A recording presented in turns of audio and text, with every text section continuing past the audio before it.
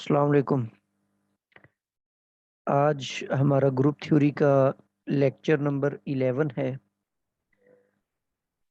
इस लेक्चर के अंदर हम सेंटर ऑफ ग्रुप से रिलेटेड कुछ चीज़ें पढ़ेंगे। पिछले लेक्चर में हमने सेंट्रलाइज़र के बारे में पढ़ा था और नॉर्मलाइज़र के बारे में पढ़ा था, उनकी एग्जांपल्स देखी थी हमने।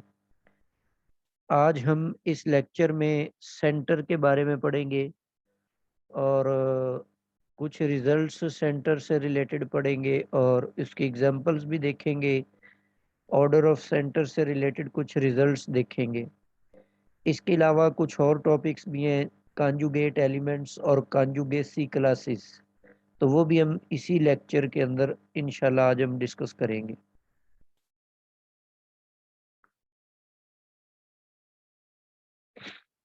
जी स्टार्ट लेते हैं हम सेंटर ऑफ ग्रुप से। सेंटर को हम इस तरीके से डिफाइन करते हैं, the set of those elements the set of those elements of a group G which commute with every element of G is called center of G and it is denoted by Z of G। जी जो हमने सेंट्रलाइजर पढ़ा था उसके अंदर हमने यहाँ पर ना कोई सेट लिया हुआ था, कोई सेट लिया होता था H, तो उस H के लिहाज से हम देखते थे। तो यहाँ पर हमने पूरा ग्रुप G ले लिया है, तो इसका मतलब है कि जब आप सेंट्रलाइजर लेते हैं ना पूरे ग्रुप जी का, तो बेसिकली हम उसको सेंटर का नाम दे देते हैं। बहरहाल हम इसको डिफाइन कर रहे हैं सेंटर को, तो ए बिलोंग्स टू जी, मतलब इस सेट के अंदर जो भी एलिमेंट आएगा वो ग्रुप जी का एलिमेंट होगा। किस तरह का एलिमेंट होगा कि A G is equal to G A for all G belonging to G, मतलब ग्रुप जी का ऐसा एलिमेंट जो ग्रुप जी के तमाम एलिमेंट्स के साथ कम्यूट करे। ठीक है, ग्रुप जी का एक ऐसा एलिमेंट जो ग्रुप जी के तमाम एलिमेंट्स के साथ कम्यूट करे, उसको हम इस ग्रुप के अंदर इस सेट के अंदर डाल देंगे तो वो सेंटर ऑफ जी कहलाएगा। तो वही बात जो मैंने पहले बताई वो यहाँ पे मैंने लिखी हुई है कि we can say that the centralizer of the whole group G is the center of G। यहाँ पर एक नोट है, जिस तरह सेंट्रलाइजर के अंदर और नॉर्मलाइजर के अंदर हमने कहा था कि आइडेंटिटी हर किसी के साथ कम्यूट करती है, तो इसीलिए आइडेंटिटी तो जरूर बिल जरूर सेंटर को बिलोंग करेगी। तो इसका मतलब है कि सेंटर जो है ये हमेशा नॉन एम्प्टी होगा, कभी भी किसी भी ग्रुप का सेंटर एम्प्टी हो ही नहीं सकता। अच्छा, दूसरा नोट ये लिखा हुआ है, the notion G of G comes from the fact that German word for centre is Zentrum, मतलब सेंटर को जर्मन लैंग्वेज के अंदर जेंट्रम का नाम देते हैं, इसलिए हम इसको जी से डिनोट करते हैं। और G of G is abelian part of G, very important result है ये कि सेंटर ग्रुप के कुछ ऐसे एलिमेंट्स होते हैं जो सारे ग्रुप के एलिमेंट्स के साथ कम्यूट करते हैं। तो इसका मतलब है कि ये सारे का सारा जो सेट होता है ये जी के वो एलिमेंट्स होते हैं जो एबिलियन पार्ट बनाते हैं। In other words centre of group is abelian part of the group. G further कुछ और रिजल्ट्स भी हैं यहाँ पे। फर्स्ट थ्योरम है, if G is an abelian group then centre is equal to G, क्योंकि उसकी वजह ये है कि अगर जी एबिलियन ग्रुप होगा तो उसका हर एलिमेंट ही जी के बाकी एलिमेंट्स के साथ कम्यूट कर जाएगा, तो इसका मतलब है कि सेंटर के अंदर जी के सारे एलिमेंट्स आ जाएंगे, तो जी जो है वो सारे का सारा सेंटर बन जाएगा। सेकंड रिजल्ट है, the centre of a group G is a sub group of जी, ये जो होता है ये सब ग्रुप भी होता है।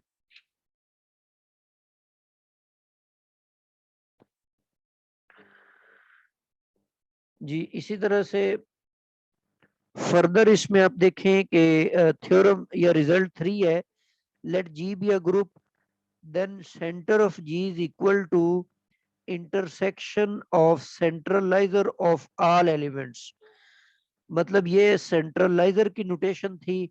तो यहाँ पर एक एलिमेंट ए लिखा हुआ है, ए पर कंडीशन ये है कि वो बिलोंग कर रहा है जी के अंदर, तो आपने क्या करना है, जी के तमाम एलिमेंट्स के सेंट्रलाइजर लेकर उनका इंटरसेक्शन लेना है, तो उन तमाम का जो इंटरसेक्शन होगा वो बेसिकली सेंटर बन जाएगा।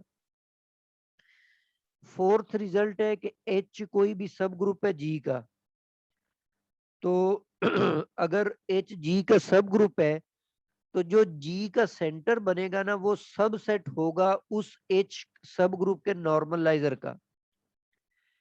क्या मतलब है, मतलब इसका ये है कि नॉर्मलाइजर जो होगा ना, किसी भी आप सब ग्रुप का नॉर्मलाइजर फाइंड आउट कर लेते हैं, किसी भी सब ग्रुप का, यहाँ पर मेंशन नहीं किया हुआ कि वो कैसा सब ग्रुप है, तो इसका मतलब है कि जी के जितने भी सब ग्रुप्स हैं उन तमाम के जो नॉर्मलाइजर्स बनेंगे वो सारे के सारे सेंटर से ग्रेटर होंगे, तो सेंटर जो है वो तमाम सब ग्रुप्स के नॉर्मलाइजर से छोटा सेट बनेगा। ठीक है, तो इसका मतलब कुछ अगर हम इसको डायग्राम से समझे तो ये हम इस तरह से इसको बना सकते हैं।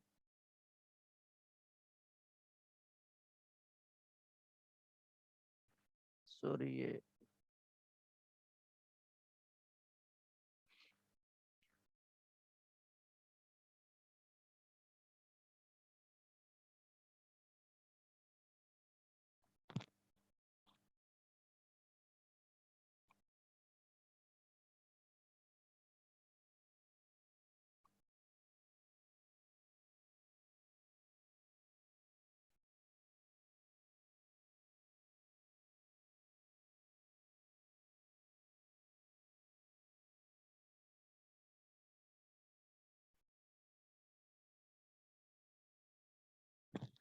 जी, ये सबसे बड़ा जो मैंने सर्कल बनाया वो कोई नॉर्मलाइजर है किसी सब ग्रुप का, उसके बाद उससे छोटा भी कोई नॉर्मलाइजर है, तो ये सेंट्रलाइजर जो है ना ये सबसे छोटा होगा, तो ये इस रिजल्ट का कॉन्सिक्वेंस था।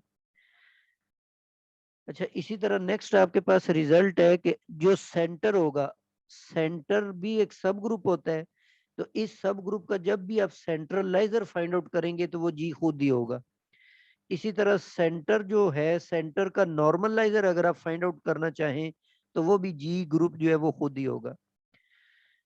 सिक्स थ्योरम है कि A and B are subsets of a group G, A और बी किसी ग्रुप जी के दोनों सबसेट्स है, और ए जो है ना ये सबसेट है बी का, तो जो सेंट्रलाइजर है ना बी का ये सब ग्रुप होगा सेंट्रलाइजर ऑफ ए, मतलब इन दोनों में से बड़ा कौन है, बी, और छोटा सेट कौन है, ए, तो जो बड़ा सेट था उसका सेंट्रलाइजर जो है वो छोटा हो जाएगा जो छोटा है उसके सेंट्रलाइजर से, मतलब उलट हो जाएगा, जो सब सेट था वो सुपर सेट बन जाएगा और जो सुपर था वो सबसेट बन जाएगा। थ्योरम नंबर 7 है कि लेट एच बी ए सब ग्रुप ऑफ ऑर्डर 2, एच कोई भी एक सब ग्रुप है जिसका ऑर्डर 2 है, उस सूरत में नॉर्मलाइजर भी उस सब ग्रुप का और सेंट्रलाइजर भी दोनों आपस में बराबर होंगे। यहाँ पर कुछ सेंटर की एग्जांपल्स हैं। सबसे पहले आपके पास है जी डी एन, मतलब डाइहेड्रल ग्रुप है डिग्री एन वाला, तो यहाँ पर अगर आप इसका सेंटर निकालें तो अगर तो एन ऑड होगा तो उसका सेंटर ट्रिवियल बनेगा, मतलब सिर्फ आइडेंटिटी एलिमेंट उसके अंदर आएगा सेंटर के अंदर, लेकिन अगर उसका ऑर्डर जो है वो इवन है, एन इवन है, ऑर्डर नहीं सॉरी एन इवन है, तो उस सूरत में ये फार्मूला होगा सेंट्रलाइजर फाइंड आउट करने का कि आइडेंटिटी भी सेंटर में आ जाएगी और ए की पावर में आप एन बाय 2 लेंगे। मिसाल के तौर पर जैसे आप D3 का सेंटर निकालते हैं तो यहाँ पर N3 जो कि ऑड है, तो इसका सेंटर सिर्फ आइडेंटिटी एलिमेंट आ जाता है, लेकिन जब आप D4 का सेंटर निकालेंगे, यहाँ पे N4 है जो कि इवन है, तो इस फार्मूले में n की जगह आप 4 रखेंगे तो 4/2 कैंसिल होके वो 2 बन जाएगा, इसीलिए इसका सेंटर 1 और a स्क्वायर बन जाएगा। जी, इसी तरह जो Q8 है क्वार्टिनियन ग्रुप, इसका सेंटर जो होता है ये -1 और 1 होता है। यहाँ पर कुछ जो फेमस ग्रुप्स है ना उनके मैंने सेंटर्स दिए हुए हैं, तो ये आप जबानी भी याद रख सकते हैं, इनको मालूम भी कर सकते हैं, जो पीछे फार्मूला दिया हुआ है ना उस तरीके से आप मालूम भी कर सकते। वैसे ये याद भी रखे जा सकते हैं। ये डाइहेड्रल के लिए दो केस बन गए, और क्वार्टिनियन का -1 और 1 सिर्फ यही कम्यूटेड एलिमेंट होते हैं, ये कम्यूट करते हैं बाकी सारों के साथ, तो सिर्फ ये दोनों मिलकर सेंटर या एबिलियन पार्ट बना देते हैं। इसी तरह ये जो सिमेट्रिक ग्रुप होता है, ऐसा सिमेट्रिक ग्रुप जिसमें n ग्रेटर और इक्वल टू 3 हो, मतलब S3 S4 S5, उन तमाम का सेंटर सिर्फ आइडेंटिटी पर मुश्तमिल होता है। जो सिमेट्रिक ग्रुप की आइडेंटिटी होती है ना, सिर्फ उस पे मुश्तमिल होता है। और जो n छोटे होते हैं, मतलब 1 और 2, उनके लिए जब आप एस एन का सेंटर निकालेंगे, मतलब S2 का सेंटर S2 खुद होगा, इसी तरह S1 का सेंटर भी S1 खुद होगा। ये A1 A2 A3 ये अल्टरनेटिंग ग्रुप्स हैं। ये जो सिमेट्रिक ग्रुप होता है SN, ये उसके सब ग्रुप्स होते हैं। बहरहाल एक दफा इनके आप सेंटर्स याद कर लीजिए, इनको डिटेल के साथ हम किसी लेक्चर के अंदर डिस्कस करेंगे। तो A1 जो होता है, इसका सेंटर A1 खुद होता है, मतलब आइडेंटिटी एलिमेंट, और A2 का सेंटर S2 होता है, और A3 का सेंटर A3 खुद होता है, लेकिन N जो है इससे आगे, मतलब A4 A5 A6, उन तमाम के लिए जो सेंटर है वो ट्रिवियल, मतलब 1 होगा। जो जनरल लीनियर ग्रुप है जिसमें फील्ड आप R को ले रहे हैं, उस जनरल लीनियर ग्रुप का जो सेंटर होगा वो सारी की सारी स्केलर मैट्रिसेस हैं ऑफ ऑर्डर n/n। तो ये सारे सेंटर्स आप याद कर लें, आगे कहीं पे हमें काम भी देंगे। G, further order of a centre, यहाँ पर कुछ ग्रुप्स के सेंटर्स के ऑर्डर निकालने का तरीका मैंने बताया हुआ है। जी, जैसे फर्स्ट आपके पास है G is a non abelian group of order p⁻3, जबकि p एक प्राइम नंबर है, तो उस ग्रुप का जो सेंटर होगा ना, उसका ऑर्डर p होगा, मतलब उसमें p एलिमेंट होंगे। ये तरीकेकार मैं सेंटर मालूम करने का नहीं बता रहा हूँ, जो सेंटर निकलेगा उसमें एलिमेंट्स कितने होंगे ये तरीकेकार बता रहा हूँ। तो अगर उस ग्रुप के ऑर्डर को प्राइम की पावर 3 में लिखा जा सके, मतलब प्राइम के क्यूब में लिखा जा सके, तो ऐसे ग्रुप के सेंटर का जो ऑर्डर होता है वो प्राइम नंबर p होता है। या फिर ये आइसोमार्फिज्म की शक्ल में देखें, बहरहाल आइसोमार्फिज्म अभी हमने नहीं स्टडी किया, तो इस तरफ मैं नहीं जाता हूँ। एक मिसाल जैसे Q8 है, ये एक नॉन एबिलियन ग्रुप है, क्वार्टिनियंस का ग्रुप, इसका ऑर्डर 8 है, जिसको हम 2⁻³ लिख सकते हैं। अब यहाँ पर प्राइम नंबर है 2, प्राइम नंबर की पावर 3 में लिखा, तो इसका मतलब है कि इसका जो सेंटर बनेगा ना, उसका ऑर्डर इस प्राइम 2 के बराबर होगा।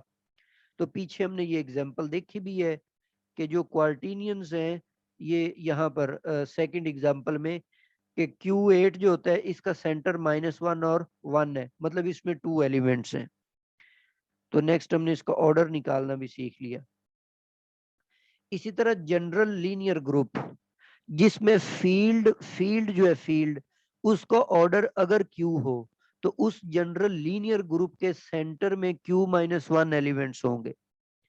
इसी तरह स्पेशल लीनियर ग्रुप में अगर फील्ड का ऑर्डर Q है, तो फिर स्पेशल लीनियर ग्रुप का जो सेंटर होगा वो n मतलब इसमें ऐसी मैट्रिसेस हैं जिनका ऑर्डर n/n है, तो n और Q-1 का जो जीसीडी होगा वो इसके सेंटर का ऑर्डर होगा। इसी तरह स्पेशल लीनियर ग्रुप ले लेते हैं जिसमें फील्ड आप लेते हैं R, तो इसका जो सेंटर बनेगा उसमें या तो एक एलिमेंट होगा, मतलब आइडेंटिटी होगी, या फिर उसमें दो एलिमेंट्स होंगे जब वो इवन होगा। इसी तरह अगर आप फर्ज कर लेते हैं कि F is M cycle in SN, बहरहाल ये सेंटर निकालने का तरीका नहीं, ये सेंट्रलाइजर फाइंड आउट करने का तरीका है, उसका ऑर्डर फाइंड आउट करने का तरीका। तो अगर एक M साइकिल है, M से मुराद उस साइकिल की लेंथ है, और ये सिमेट्रिक ग्रुप SN है, उसके अंदर M साइकिल है, तो उसका अगर आपने ऑर्डर फाइंड करना है उससे बनने वाले सेंट्रलाइजर का, तो उसका ये फार्मूला है M×n-m का फैक्टोरियल। जैसे एक मिसाल है कि आपको ये ट्रांसपोजिशन दी है, ट्रांसपोजिशन ऐसे साइकिल को कहते हैं जिसकी लेंथ 2 होती है, तो इसमें 2 एलिमेंट्स हैं 1 और 2, तो ये ऐसा साइकिल है जिसकी लेंथ 2 है। तो यहाँ पर m जो है वो 2 आ जाएगा, और S4 ग्रुप है तो n हमारे पास 4 आ जाएगा। तो ये ऊपर वाला फार्मूला अप्लाई करके इसके सेंट्रलाइजर का आप ऑर्डर निकालेंगे तो वो 4 निकल आता है। जी कुछ एग्जांपल्स है प्रीवियस पेपर्स में से। जैसे पहला सवाल है कि dash is the set of all those elements of a group G which commutes with all other elements। तो this is the definition of centre. अभी आज ही हमने शुरू में पढ़ी है कि dash is the set of all those elements of group G which commute with all other elements. तो ये आपके पास सेकंड ऑप्शन आएगी, बी ऑप्शन ट्रू ऑप्शन है, this is the centre of group. इसी तरह सेकंड क्वेश्चन है centre of group of quaternion Q8 is of order 2 आएगा, क्योंकि अभी हम पीछे देख के आए कि क्वार्टिनियंस का जो ग्रुप है उसका सेंटर 1 और -1 निकल आता है।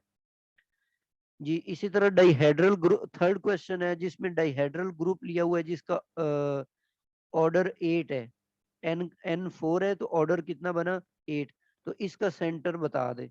अब यहाँ पर n4 है मतलब इवन नंबर है, तो वो इवन वाला ये फार्मूला नीचे मैंने सोल्यूशन में लिखा हुआ भी है। तो n अगर आप 4 रखेंगे तो ये आपके पास 2 पावर बन जाएगी। तो सेकंड ऑप्शन आइडेंटिटी और अल्फा स्क्वायर, ये इसका सोल्यूशन आ जाएगा। ये 2015 के अंदर ये सवाल पूछा गया था।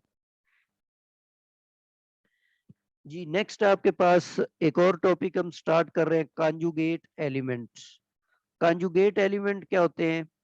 Two elements A and B belonging to G, G is the group, are said to be conjugate if and only if there exists an element G belonging to G such that B can be written as G A into G inverse। ठीक है, तो ये जो expression है इसको हम ए का conjugate भी बोलते हैं। ठीक है, तो ए और बी जो है वो कॉन्जुगेट कहलाएंगे अगर बी को इस तरह से एक्सप्रेस किया जा सके या ए को इस तरह से एक्सप्रेस किया जा सके। ठीक है, यहाँ पर ए और बी तो दो फिक्स एलिमेंट होंगे, लेकिन ये जो जी है ये कोई भी एलिमेंट आप जी में से उठा सकते हैं, कोई भी कोई मर्जी एलिमेंट उठा लें। ठीक है, जैसे एक मिसाल है कि बी ए बी इनवर्स, आपने सेंटर में ए रखा हुआ है, मतलब आप ए का कॉन्जुगेट एलिमेंट लेना चाहते हैं, तो आपने ग्रुप में से आर्बिट्रेरी एलिमेंट बी पिक कर लिया, तो बी और बी का इनवर्स। आपको याद है कि डाइहेड्रल ग्रुप के अंदर जो बी होता है उसका ऑर्डर होता है 2, तो जिसका ऑर्डर 2 हो वो सेल्फ इनवर्स होता है, तो इसका मतलब है बी इनवर्स बी के बराबर है, यहाँ पर बी आ जाएगा। और दूसरा हमने ये रिजल्ट पढ़ा हुआ है कि बी ए जो होता है ये ए स्क्वायर बी के बराबर होता है, तो ये तीसरा जो बी लिखा हुआ ये हमने उसी तरह लिख दिया, और ये जो बी ए है इसकी जगह हमने ए स्क्वायर बी लिख दिया है। अब यहाँ पर B into B B square बन जाएगा जो कि आइडेंटिटी है, तो रिजल्ट सिर्फ आपके पास ए स्क्वायर आ जाता है। इससे साबित हुआ कि यहाँ पर जो आपने ए लिया था बी और बी इनवर्स के दरमियान वो ए स्क्वायर के बराबर है। जैसे यहाँ डेफिनेशन में ना ए सेंटर में लिखा हुआ है, तो दूसरी तरफ कौन है बी, तो ए और बी कॉन्जुगेट है। अब सेंटर में ए लिखा हुआ था, इस सारी एक्सप्रेशन का रिजल्ट ए स्क्वायर निकल आया, तो इसका मतलब है कि ए और ए स्क्वायर ये दोनों एक दूसरे का कॉन्जुगेट है। किस ग्रुप में? D3 के अंदर। इसी तरह मैंने नीचे एक और एग्जांपल दी हुई है जिसके अंदर मैं आई का कॉन्जुगेट एलिमेंट फाइंड आउट करना चाहता हूँ। आर्बिट्रेरी एलिमेंट मैंने के और के इनवर्स चूज कर लिया है। अब इसके अंदर क्वार्टिनियन ग्रुप के अंदर आई का जो इनवर्स होता है वो माइनस आई होता है, जे का इनवर्स माइनस जे होता है, के का इनवर्स माइनस के होता है, तो के इनवर्स जो है वो मैंने माइनस के लिख दिया। हाँ, अब ये क्वार्टिनियन ग्रुप के अंदर डेफिनेशन जो इसकी थी उसके अंदर के आई जो है जे के बराबर होता है, तो ये जे लिख दिया हमने, और जे के जो है वो आई के बराबर होता है, साथ में माइनस है, तो इसका मतलब है कि आई जो है ये माइनस आई के साथ कॉन्जुगेट है। ठीक हो गया जी, ये मेरे पास दो एग्जांपल्स मैंने दे दिए आपको। नेक्स्ट एक थ्योरम की स्टेटमेंट है कि conjugate elements in a group are of same order. जो कॉन्जुगेट एलिमेंट्स होते हैं ना उनका ऑर्डर सेम होता है। मतलब इसको मैथमेटिकली आप यूं कहेंगे कि if B is conjugate to A then order of A and B are same. Second theorem है कि if two elements A and B are conjugates, अगर ए और बी कोई भी दो एलिमेंट्स हैं जो कि कॉन्जुगेट है, सो डज देयर पावर्स, तो उनकी पावर्स भी एक दूसरे के कॉन्जुगेट होंगी। अगर दो एलिमेंट्स एक दूसरे के साथ कॉन्जुगेट है तो उनकी जो पावर्स होगी वो भी एक दूसरे के साथ कॉन्जुगेट होंगी। मतलब जैसे नीचे लिखा हो कि if B is equal to G A G inverse, मतलब B is conjugate to A, then B raise to power K is equal to G A raise to power K into G inverse, मतलब B के जो है ये conjugate है ए के। ठीक हो गया। तीसरा आपके पास थ्योरम है the relation of conjugacy between elements of a group G is an equivalence relation. Equivalence relation कौन सा रिलेशन होता है? ऐसा रिलेशन होता है जो कि रिफ्लेक्सिव भी हो, सिमेट्रिक भी हो, ट्रांजिटिव भी हो। आगे मैंने इसकी वजाहत की हुई है कि रिफ्लेक्सिव का मतलब ये होता है कि हर एलिमेंट अपने आप के साथ रिलेटेड हो। मतलब यहाँ पर कॉन्जुगेसी रिलेशन ले रहे हैं तो इसका मतलब है कि अगर हर एलिमेंट अपने आप का कॉन्जुगेट एलिमेंट हो तो फिर वो रिलेशन रिफ्लेक्सिव है। तो अब यहाँ पर देखें कि ए जो है ना कोई भी आर्बिट्रेरी एलिमेंट है, तो आइडेंटिटी को लेकर आप इसका कॉन्जुगेट अगर बनाएं तो वो इटसेल्फ ए आ जाता है। इसका मतलब है कि ए जो है ये अपने आप का कॉन्जुगेट या सेल्फ कॉन्जुगेट है। तो इस तरीके से ग्रुप का हर एलिमेंट ही लिखा जा सकता है।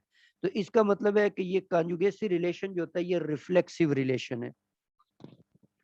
सिमेट्रिक का मतलब ये होता है कि अगर ए कॉन्जुगेट टू बी है और बी का, तो फिर बी कॉन्जुगेट टू ए होगा। तो यहाँ से ये जो डेफिनेशन है, यहीं से अगर आप जी को दूसरी तरफ ले जाएं, जी इनवर्स को भी दूसरी साइड पे ले जाएं, तो वो क्या बन जाएगा?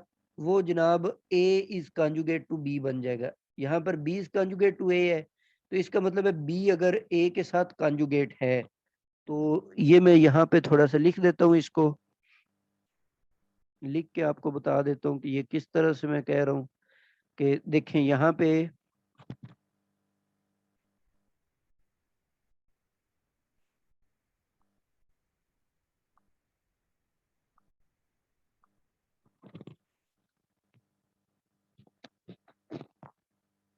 जी, ये बी जो है बी, इसको आप यूं लिख रहे हैं कि जी और ए और फिर यहाँ पर जी इनवर्स, ये तो आप इसको कह रहे हैं कि बी इज कॉन्जुगेट टू ए।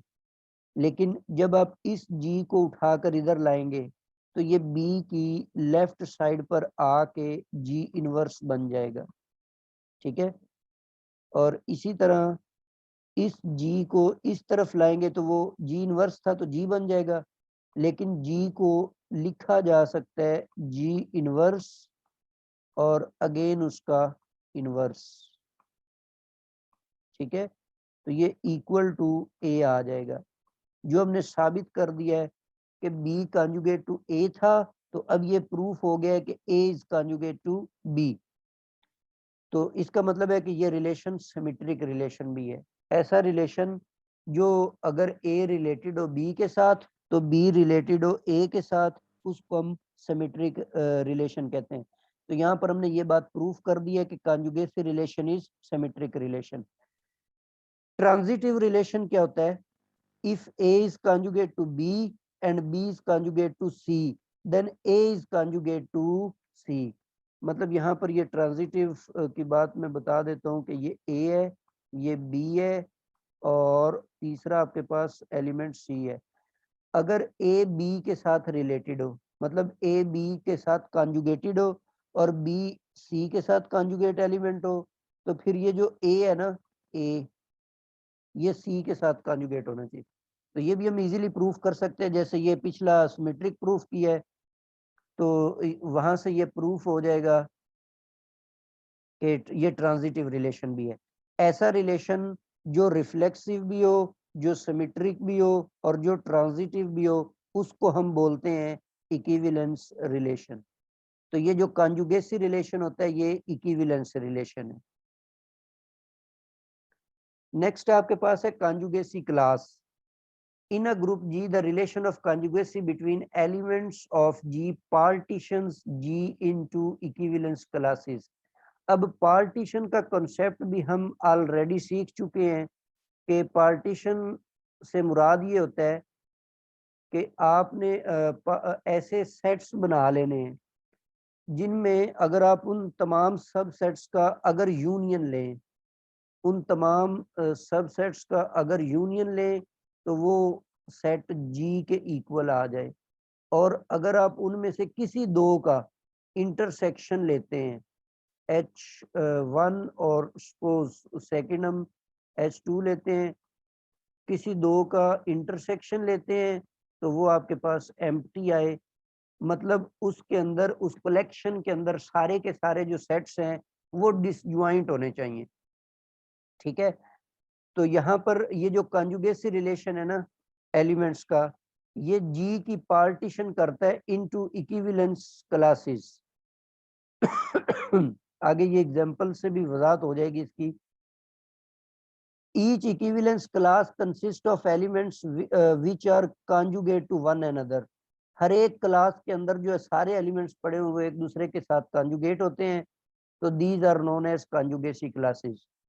अगर आपने किसी मखसूस एलिमेंट के साथ एक कॉन्जुगेसी क्लास निकालनी है तो उसकी नोटेशन क्या होगी? A conjugacy class consist of elements conjugate to an element A of G. मतलब कॉन्जुगेसी क्लास से मुराद कोई भी एक मखसूस एलिमेंट पकड़ लें, उसके साथ जितने भी कॉन्जुगेटेड एलिमेंट है ना उन तमाम को एक सेट में बंद कर दें। ये नीचे इसकी मैथमेटिकली लिखा हुआ है मैंने। अच्छा, इसकी ये दो नोटेशंस होती हैं, क्लास ऑफ ए भी लिख सकते हैं और सी ए भी लिख सकते हैं। बाज बुक्स में सिंपल ये नोटेशन भी लिखी हुई आपको मिल सकती है कि ओनली सी लिखा होता है और जिस एलिमेंट की क्लास फाइंड करनी हो वो एलिमेंट लिखा होता है। ये नोटेशन भी हो सकती है। अच्छा, डेफिनेशन भी इसकी देख ले। डेफिनेशन से काम करना ज्यादा आसान हो जाता है कि इसके अंदर जी के ऐसे एलिमेंट्स पड़े हुए हैं जो ए के साथ कॉन्जुगेटेड है। इसका मतलब है कि अगर हम जी को एबिलियन ग्रुप ले लेते हैं, if G is the abelian group, उस सूरत में सिर्फ और सिर्फ ए ही उसके अंदर आएगा। उसकी क्या वजह है? देखो, एक तो आप जी लेंगे और फिर आप यहाँ पर एक एलिमेंट ए ले रहे हैं और यहाँ पर जी इनवर्स ले रहे हैं, तो आप कॉन्जुगेट किसका मालूम कर रहे हैं? इस एलिमेंट ए का हम कॉन्जुगेट निकाल रहे हैं। अब अगर ये एबिलियन ग्रुप है तो इसका मतलब है कि ये कम्यूटेटिव प्रॉपर्टी को होल्ड करते हुए ए और जी इनवर्स की जगह बदली जा सकती है। तो जी और जी इनवर्स ऐसे आ जाएंगे और ए यहाँ पे, ये दोनों एक दूसरे के साथ कैंसल आउट होकर सिर्फ आपके पास कौन बच जाएगा? ए बच जाएगा। इसका मतलब जिस एलिमेंट की भी आप कॉन्जुगेसी क्लास कॉन्जुगेट एलिमेंट निकालेंगे तो वो तो कम्यूटेटिव प्रॉपर्टी को होल्ड करते हुए इस तरफ आ जाएगा। तो सिर्फ उसमें सिंगल्टन एलिमेंट, सिंगल्टन सेट बनेगा, वो एलिमेंट खुद ए ही होगा। जैसे यहाँ पे मिसाल लेते हैं हम C4 की। C4 में ये 4 एलिमेंट्स होते हैं। अब अगर मैं C1 की इक्विवेलेंस क्लास निकालता हूँ तो उसमें सिर्फ 1 होगा। -1 की इक्विवेलेंस क्लास निकालता हूँ वो भी -1 होगा। आयोटा की इक्विवेलेंस क्लास निकालेंगे उसमें सिर्फ आयोटा होगा। माइनस आयोटा की निकालेंगे उसमें सिर्फ माइनस आयोटा। मतलब सिंगलटन सेट्स होंगे एबिलियन ग्रुप्स के अंदर। इसका मतलब है कि अगर जी एक एबिलियन ग्रुप है तो जितने उसमें एलिमेंट्स है ना उतनी उसकी इक्विवेलेंस क्लासेस बन जाएंगी। इसमें 4 एलिमेंट्स थे तो 4 क्लासेस आपने बना ली हैं और हर क्लास में एलिमेंट्स कितने? सिर्फ एक एलिमेंट होगा। ये बात एबिलियन ग्रुप्स के लिए है। जैसे यहाँ पर एक और एग्जांपल मैंने ली हुई है कि find conjugacy classes of all elements of S3। और S3 का स्ट्रक्चर जो है वो बिल्कुल D3 जैसा होता है। मतलब यहाँ पर S3 लिखा हुआ आ जाए या D3 लिखा हुआ आ जाए, आपने एक ही तरीके से क्वेश्चन को सॉल्व करना है। तो यहाँ पर हमें S3 दिया हुआ है, वही D3 वाला सारा स्ट्रक्चर है कि इसमें आइडेंटिटी एलिमेंट है, A स्क्वायर है, B है, AB और A स्क्वायर B। इसका कैलेज टेबल हम ऑलरेडी भी डिस्कस कर चुके हैं। ठीक है, इसका कैलेज टेबल आप देख लें। फर्दर हमने सारे एलिमेंट्स की कॉन्जुगेसी क्लासेस निकालनी है। तो सबसे पहले हम जो आइडेंटिटी है उसकी कॉन्जुगेसी क्लास निकालते हैं, आइडेंटिटी एलिमेंट की। ठीक है, तो अब आप जिसकी कंजुगेसी क्लास निकालनी उसको बीच में रखेंगे और इसके सराउंडिंग में आप कोई एलिमेंट और उसका इन्वर्स लेंगे। तो फर्स्ट ऑफ ऑल मैंने यहाँ पर आइडेंटिटी पिक कर लिया, इसको सिंप्लीफाई करने से मुझे आइडेंटिटी मिला। तो दरमियान में तो आपने आइडेंटिटी रखा हुआ है, इधर आप जो भी एलिमेंट रखेंगे वो एक दूसरे के साथ कैंसल आउट होकर रिजल्ट आपको आइडेंटिटी ही मिलना है। तमाम केसेस में आपको 6 एलिमेंट है, तो 6 के साथ इसके कॉन्जुगेट मालूम करेंगे तो आपको हर जगह पर आइडेंटिटी मिला है। तो इसका मतलब है कि जो आइडेंटिटी एलिमेंट की कॉन्जुगेसी क्लास बनी है उसमें सिर्फ एक एलिमेंट आइडेंटिटी एलिमेंट ही है। फिर हम सेकंड एलिमेंट ए चूज कर लेते हैं। अब आपने ए को बीच में रखा और बारी बारी 6 एलिमेंट है, तो पहला एलिमेंट आइडेंटिटी दोनों तरफ ले लिया आपने, एक तरफ इनवर्स और एक तरफ आइडेंटिटी, तो ये आपको ए ही मिलेगा। फिर आपने दोनों साइड्स पर ए और ए इनवर्स लिया, तो ए इनवर्स ए से काट जाएगा, ये भी आपके पास ए ही बच जाता है। इसी तरह ए स्क्वायर और ए स्क्वायर का इनवर्स लेंगे। अब जो डाइहेड्रल 3 ग्रुप था इसमें A3 जो है ये चौके होता है 1 के बराबर, ठीक है। अब इसके आप दो फैक्टर्स अगर बनाएं, ए स्क्वायर बना लें और साथ में ए बना लें, तो यहाँ से हमें पता चलेगा कि ए का इनवर्स जो है वो ए स्क्वायर है और ए स्क्वायर का इनवर्स ए है। तो इसलिए यहाँ पर ये जो ए स्क्वायर का इनवर्स था वहां पर हमने ए लिख दिया, तो ये ए स्क्वायर और ए स्क्वायर ए क्यूब बन गया जो कि 1 के बराबर है, तो सिर्फ आपको ए मिला।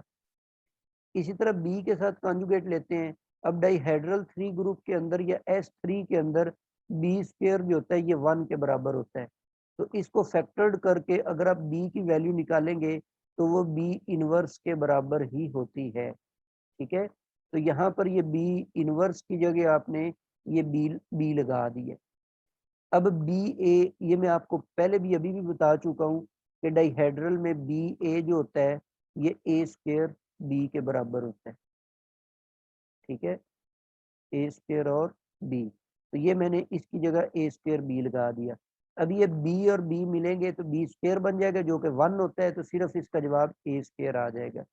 इसी तरह ये बाकी एलिमेंट्स जो हैं इनके भी ये सारे सिंप्लीफाई कर लें, तो हमें जो आंसर मिल रहे हैं ना वो सिर्फ 2 ही एलिमेंट, यहाँ स्टार्ट में 3 एलिमेंट्स में ए मिला, लास्ट में 3 एलिमेंट्स में हमें ए स्क्वायर मिला।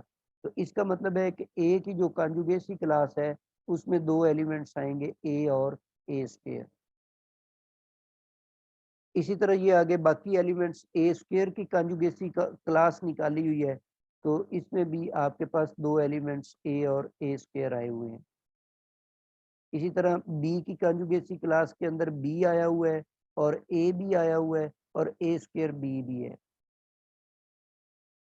ए बी की कॉन्जुगेसी क्लास के अंदर भी ये तीनों वही एलिमेंट्स हैं जो बी की कॉन्जुगेसी क्लास में थे, और इसके अंदर भी वही 3 एलिमेंट्स आए हुए हैं, ठीक है। तो ये आपके पास टोटल कॉन्जुगेसी क्लासेस हमने फाइंड आउट कर ली, S3 की कह लें या D3 की कह लें। अच्छा, अब कुछ मजीद रिजल्ट्स हैं इसमें। अच्छा 1 मिनट है बाकी मीटिंग खत्म होने में, तो इसको आपने फौरन से दोबारा ज्वाइन कर लेना है ji. Some important results on conjugacy classes in an abelian group number of conjugacy classes is equal to order of group। ये तो बात मैं पहले भी बता चुका हूँ कि जो एबिलियन ग्रुप है उसके अंदर जितने एलिमेंट्स है उतनी कॉन्जुगेसी क्लासेस निकलेंगी। इसी तरह सेकंड थ्योरम है कि अगर आपके पास कॉन्जुगेसी क्लास किसी भी एलिमेंट की आ जाती है सिंगलटन सेट, तो इसका मतलब है कि वो एलिमेंट यहाँ पर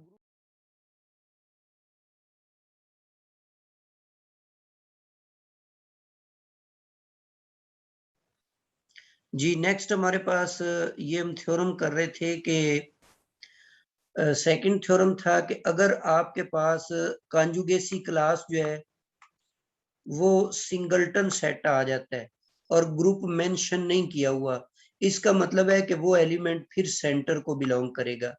अच्छा, ये हमारे लिए थ्योरम्स जो होते हैं ना ये कैलकुलेशन में आसानी पैदा करते हैं। अब यहाँ पर ये बहुत ज्यादा अहम रिजल्ट है। पीछे जो आपने एग्जाम्पल की है अब ये S3 था या D3 था, इसका सेंटर क्या निकलता है? आइडेंटिटी। बहरहाल इसमें तो इसका सेंटर जो है वो स्मॉलेस्ट है, वरना जो D4 है, D4 का सेंटर है ना, उसमें 2 एलिमेंट्स होते हैं। तो सेंटर वाले एलिमेंट्स आप लेंगे तो उनका जो कंजुगेसी क्लास है, मतलब D4 की जो मैं सेंटर लिख देता हूँ, D4 का, बल्कि ये नीचे लिखा हुआ है, नीचे जो एग्जांपल है ना D4 वाली, इसमें आप देखें कि ये आपके पास 8 एलिमेंट्स है टोटल, और D4 का मैंने सेंटर आज आपको निकालना सिखाया था कि n अगर इवन होता है तो उस सूरत में इसका ये सेंटर निकल आता है। अब ये एलिमेंट जो a स्क्वायर है ना, ये सेंटर में पड़ा हुआ है, इसकी अगर आप कॉन्जुगेसी क्लास बनाएंगे तो वो इटसेल्फ ही आ जाएगी, मतलब ये सिंगलटन सेट ही बनेगा। इसी तरह नेक्स्ट थ्योरम आपके पास है, the number of elements in a conjugacy class of an element A in a group G is equal to index of its normalizer। ये मैथमेटिकल रिजल्ट को देखें थोड़ा सा, आपको सारी बात क्लियर हो जाएगी कि पहले मैंने लिखा हुआ है CA का ऑर्डर, कॉन्जुगेसी क्लास में जो एलिमेंट्स हैं उनकी तादाद, और कॉन्जुगेसी क्लास है किसकी? एलिमेंट A की। तो ये बराबर किसके होगी? अगर उसी एलिमेंट A का आप नॉर्मलाइजर फाइंड कर लें G के अंदर, और उस नॉर्मलाइजर का जो इंडेक्स होगा ना, वो उस कॉन्जुगेसी क्लास के ऑर्डर के बराबर होगा। ठीक है। अच्छा, अब यहाँ पर अगर आप वो लैग्रेंज थ्योरम की स्टेटमेंट पर जाएं तो उसमें ये था कि सब ग्रुप का ऑर्डर भी ग्रुप के ऑर्डर को डिवाइड करता है, और जो इंडेक्स होता है, इंडेक्स भी ग्रुप के ऑर्डर को डिवाइड करता है। अब नॉर्मलाइजर जो होता है, नॉर्मलाइजर भी एक सब ग्रुप है, तो इसका मतलब है कि ये एक सब ग्रुप का इंडेक्स है यहाँ पे। तो सब ग्रुप का इंडेक्स होने की वजह से ये ग्रुप के ऑर्डर को डिवाइड करेगा, और ये है किसके इक्वल? CA के ऑर्डर के इक्वल है। तो यहां से हमने ये चौथा थ्योरम बना लिया कि CA जो है कॉन्जुगेसी क्लास, उसका ऑर्डर G के ऑर्डर को डिवाइड करेगा। ठीक है। ये यहाँ तक आज के लेक्चर में मैंने कुछ कॉन्जुगेसी क्लासेस के थ्योरम्स भी शामिल किए थे। अब अगर आप कोई क्वेश्चन पूछना चाहते हैं तो पूछ सकते हैं।